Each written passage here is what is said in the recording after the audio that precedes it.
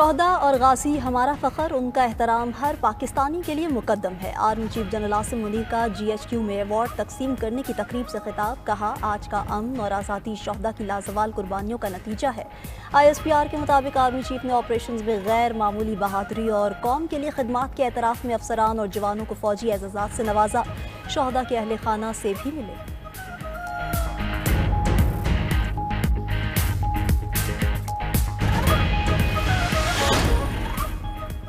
और माजी में कहा जा रहा था कि मुल्क डिफ़ॉल्ट कर जाएगा। दुनिया भर से सरमायाकारी मुल्क में आ रही है, सड़कें बन रही हैं, मुल्क भर में तरक्की हो रही है। वज़ीर आला पंजाब मरीम नवाज़ का 3 रोज़ा पंजाबी कल्चर डे की इफ्तिताही तकरीब से खिताब। कहा, पंजाब एक खूबसूरत सूबा है, पंजाब की सकाफत मेरे दिल के बहुत करीब है, मुझे पंजाबी होने पर फ़ख्र है। तकरीब में आरिफ लोहार और अदाकारा रेशम समेत मुख्तलिफ अदाकारों और फनकार शरीक हुए।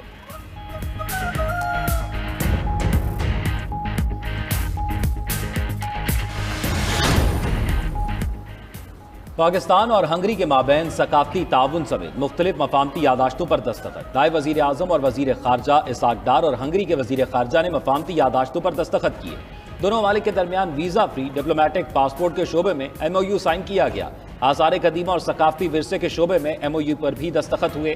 हंगरी की तरफ से पाकिस्तान के साथ मुख्तलिफ शोबों में ताउन पर इत्तफाक। पाकिस्तान को GSP+ पर ताउन की यकीन दहानी भी कराई।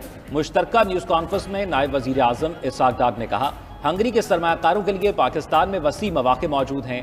हंगरियन वज़ीर ख़ारजा ने कहा, पाकिस्तान के 400 तलबा को स्कॉलरशिप दिए जाएंगे।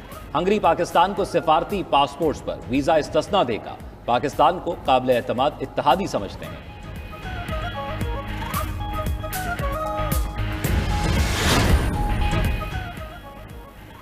PTI मुल्क की खातिर मुज़ाकरात के लिए तैयार हैं। मुज़ाकरात किसी की ज़ात के लिए नहीं बल्कि मुल्क के लिए हों। वज़ीर आला खैबर पख्तूनख्वा यमीन गंडापुर का लाहौर हाईकोर्ट बार से खिताब। कहा, आज मुल्क कर्जों में डूब चुका है, बानी PTI मुल्क की खुद मुख्तारी चाहते हैं। अवाम की आवाज़ फैसला साजों तक नहीं पहुँच रही। फैसला साजों को लीडर नहीं गुलाम चाहिए। PTI रहनुमा कोई मुतनाज़िया बात ना करें जिससे तहरीक को नुकसान हो। फ़लस्तीन के मामले पर सबको मिलकर चलना होगा। अली अमीन गंडापुर का लाहौर हाईकोर्ट बार के लिए 5 करोड़ देने का ऐलान।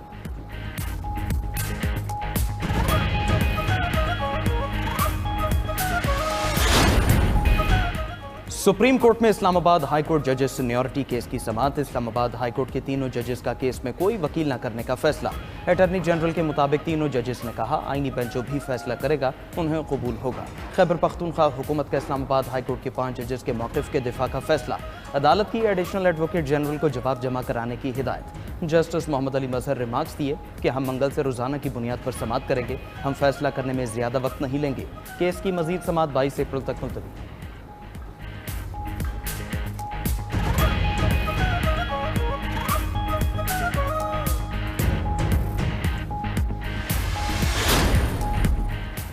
चीफ जस्टिस की ज़ेर सदारत जुडिशल कमीशन का इजलास। ज़राए के मुताबिक सुप्रीम कोर्ट आईनी बेंच के लिए 2 मज़ीद जजेस के नाम मंजूर। जस्टिस अकील अब्बासी और जस्टिस अली बाकर नजफी भी आईनी बेंच में शामिल। सुप्रीम कोर्ट आईनी बेंच में शामिल जजेस की तादाद अब 15 हो गई।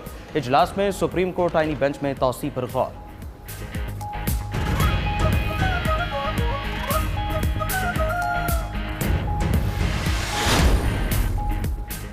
Chairman peoples party Bilawal Bhutto Zardari Dubai से कराची पहुंच गए। बिलावल भुट्टो जरदारी और पाकिस्तान पीपल्स पार्टी शोबा ख़वातीन की मरकजी सदर फरियाल तालपुर से पाकिस्तान पीपल्स पार्टी के सेक्रेटरी जनरल हुमायूं खान ने बिलावल हाउस में मुलाकात की।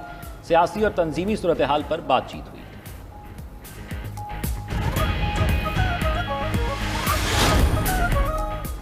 कौमी असम्बली के हल्का NA 213 उमरकोट में ज़िमनी इलेक्शन के लिए पोलिंग वोटों की गिनती का अमल जारी। वोटिंग का अमल शाम 5 बजे तक बगैर किसी वक्फे के जारी रहा।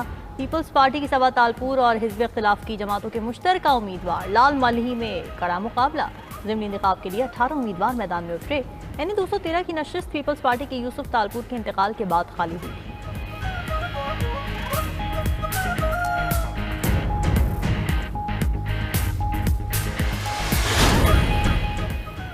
सिंध के हिस्से के पानी पर MQM कोई समझौता नहीं करेगी। MQM का सिंध हुकूमत पर तहफ़्फ़ुज़ात का इजहार। Opposition leader Sindh assembly Ali Khurshidi ने कहा कि सिंध हुकूमत की कारकर्दगी से मुतमईन नहीं। सिंध में 17 साल से पीपल्स पार्टी की हुकूमत है।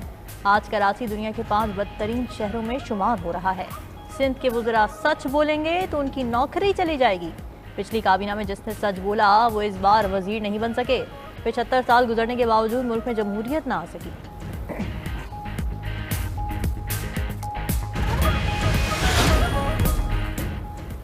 ईरानी जौहरी तनसीबात पर इजरायली हमले की मनसूबाबंदी मनसूख। खबर एजेंसी के मुताबिक अमरीकी सदर ने ईरान के साथ जौहरी प्रोग्राम से मुताल्लिक़ बातचीत के पेश नज़र फैसला किया।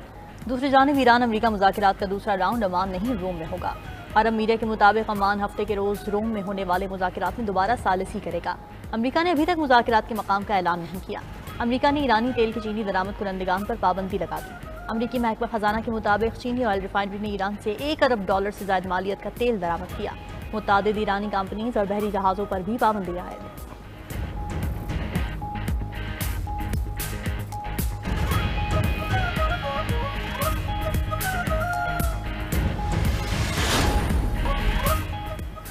ट्रंप इंतजामिया ने हार्वर्ड यूनिवर्सिटी का टैक्स इस्तिस्ना खत्म करने का हुक्म दे दिया। माहिरीन का कहना है हार्वर्ड यूनिवर्सिटी ने कोई कानून नहीं तोड़ा और IRS को गैर जानिबदार रहना चाहिए। उधर टैरिफ के बायस अमरीकी स्टॉक मार्केट में मंदी बरकरार। डाउ जोन्स इंडेक्स 700 पॉइंट्स की कमी से 39,600